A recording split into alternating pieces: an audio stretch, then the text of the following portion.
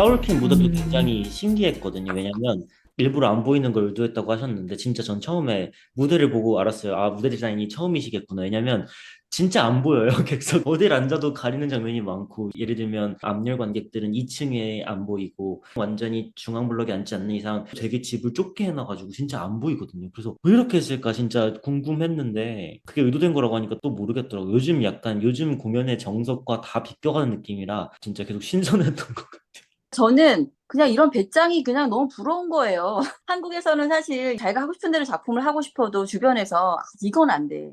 아니, 이렇게 하면 이거 관객이 안 와. 너 이러면 욕먹어. 막 이러면은 진짜 막 갈등을 하거든요. 그러면 이제 이래저래 해가지고 이두저도 아닌 색깔이 없는 그런 작품이 나오는 맞습니다. 경우가 있는데 사이먼 스톤이 이거를 하고 싶어 했고 그거를 LG 아트 센터뿐만 아니라 모든 스태프들이 그걸 협력을 해서 아까 그래서 제가 음향 얘기도 했지만 모든 분들이 그 목표를 위해서 이렇게까지 하나가 되었다라는 것 자체가 너무 부러웠습니다. 그래서 신디님 말씀이 사실 음, 굉장히 중요한 포인트를 지금 지적하고 있는 거라고 생각이 드는데, 제가 제 주변에 있는 정말 많은 분들이, 제가 이제 신디님한테 아까 저 질문했던 이유가 정말 많은 분들이 다 지적했던 게 음향 문제였거든요. 그러니까 이 누가 얘기하는지 모르겠다. 그리고 이제 어떤 분은 왜 마이크를 쓰냐, 연극인데. LG 아트 센터에서 사실 뭐 마이크 안 써도 충분히 전달될 수 있을 것 같다. 그 극장 구조상. 그리고 연극이기 때문에 더더욱 그 날것의 사운드로 작품을 만들어야 되는 어떤 뭐 의무 뭐 이런 게 좀 있다. 그러니까 연극적인 어떤 사운드인 거죠.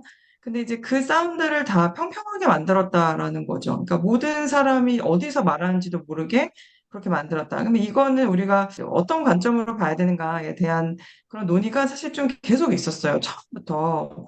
그래서 저는 이 지점이 좀 궁금했었거든요. 근데 지금 이게 너무 중요한 게 이 사이먼 스톤의 연출적인 비전을 모두가 따라주면서 그것에 대해서 이제 결국 구현을 그대로 한 거잖아요. 그 원하는 그대로. 그게 사실 굉장히 중요한 포인트라고 생각이 들고 하나의 예를 좀 들면은 조금 약간의 약간 뭐 가지치기 얘기지만 예를 들어서 이제 뭐 하데스타운 같은 이제 작품도 보면은 한국에서 대본을 이렇게 쓰면 연출들한테 혼난다. 개연성이 없고 씬과 씬이 논리적인 연결이 잘 안 되고 이게 이제 어떤 서사의 흐름으로 장면과 장면이 연결되지 않는 방식이잖아요. 하데스타운 자체가.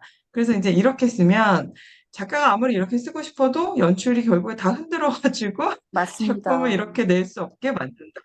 근데 왜냐면은 이 하데스타운도 잘 보면은 아나이스 미첼의 그 원래 아이디어에서부터 시작된 거고 그게 끝까지 유지된 거잖아요. 그러니까 이제 맞습니다. 대본하고 음악을 이제 혼자 했고 그 시적인 아이디어가 마지막에 이제 그 레이첼 차킨 연출하고 이게 잘 온라인이 되면서 구현된 건데 근데 이게 한국에서는 보통 잘 안 되거든요. 이 지점이. 이 작가한테 맞습니다. 아이디어가 있어도 그게 실제 프로덕션으로 올라갈 때까지 끝까지 갈 수 있는 경우는 굉장히 드물다고 생각해요. 근데 이제 이런 우리가 해외에서 온 작품들, 좋은 작품들이다라고 예를 든 작품들을 보면 이 온라인이 다 되는 방향. 이게 이제 전 되게 부러운 것이죠. 한국이 좀 이 부분을 좀 많이 우리가 현장에서 고민을 좀 해봐야 되지 않을까.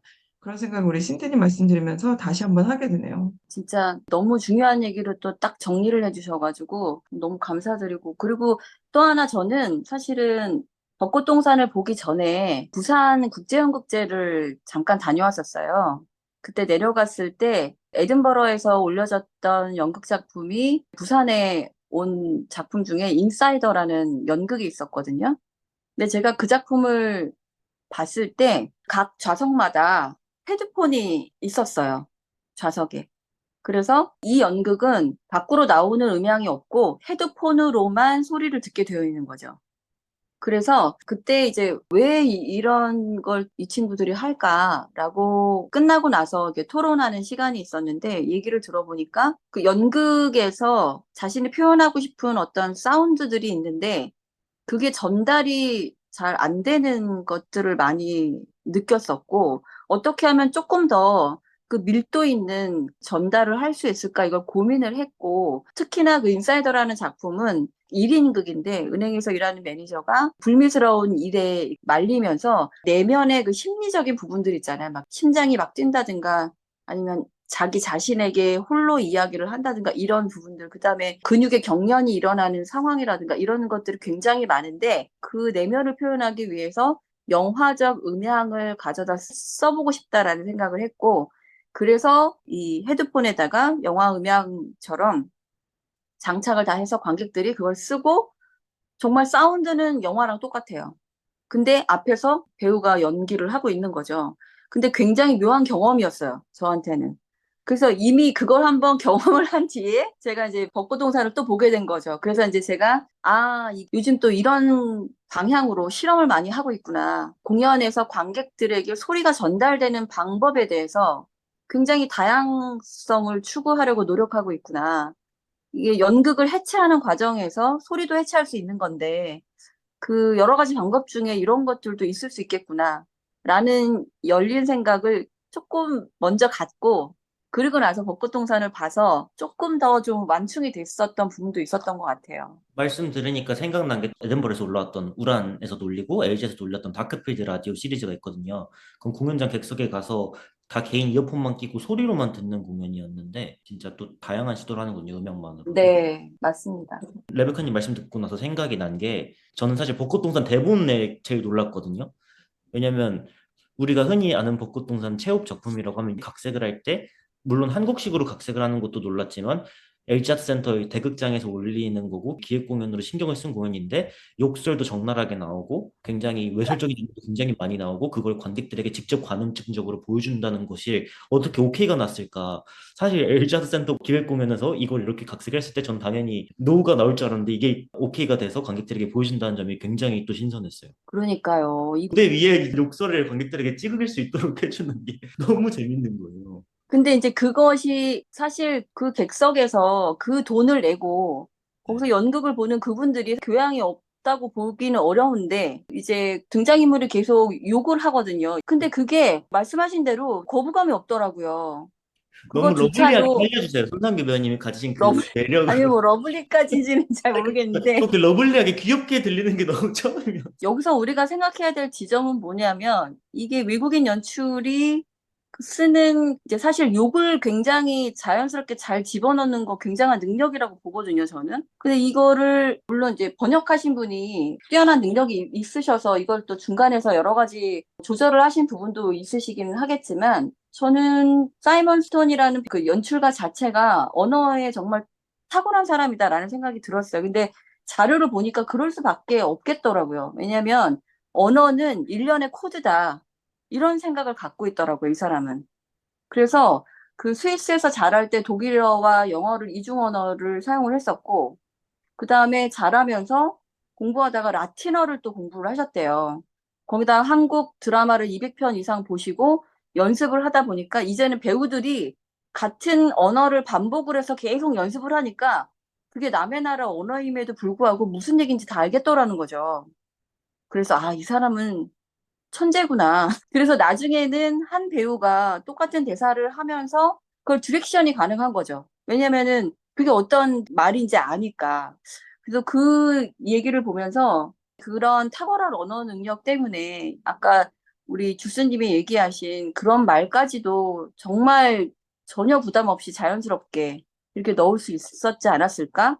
라는 생각이 들고, 저도 정말 이 사이먼 스톤이 현대적으로 각색한 것에 물론 이 사람의 스타일이긴 하지만 근데 어떤 분은 이런 얘기도 하세요. 이게 무슨 벚꽃동산이야. 이건 벚꽃동산이 아니야. 제목만 갖고 온 거지 내용은 완전 다른 내용이야 라고 얘기하시는 분도 맞아요. 계시거든요. 되게 화나신 분들도 많으시더라고요. 그래서 이제 체육파크에서 조만간 또 벚꽃동산 올리고 국립극단도 온라인 극장으로 벚꽃동산 올려가지고 그거 봐라 이건 벚꽃동산 아니다라고 화내시는 분들도 되게 많으세요. 그럼에도 불구하고 이게 또 끈을 놓기도 어려운 거예요.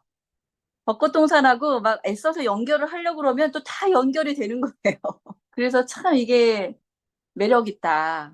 이 작품이 매력이 있었다라는 생각이 들고, 초반에 제가 말씀드렸던 것처럼 거대한 자본이 들어가고 정말 최신 극장에서 이런 연극을 올릴 수 있고 또 관객분들이 이걸 보러 갈 수 있다라는 것에 대해서 너무 감사하고 행복했지만 뭐 시장 자체가 사실은 많이 어렵잖아요.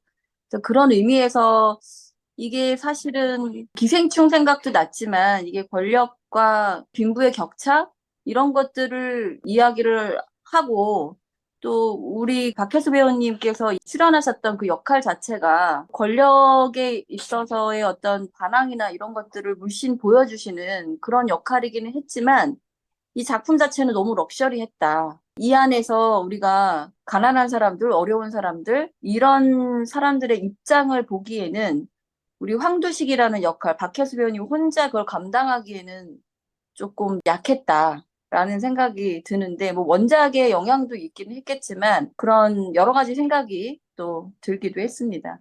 근데 공감대를 형성하는 부분에 있어서 전도연 씨의 연기와 박혜수 씨의 연기는 정말 코믹하고 너무 재밌었고, 그 밖에 뭐 손상규 배우님, 최희서 배우님, 이지혜 배우님, 남윤호 배우님은 또 어떻습니까? 이 진짜 한 분 한 분들이 캐릭터가 정말 독특하고 정말 진짜 피식피식 웃으면서 끝까지 집중해서 볼 수밖에 없는 그런 상황이었던 것 같고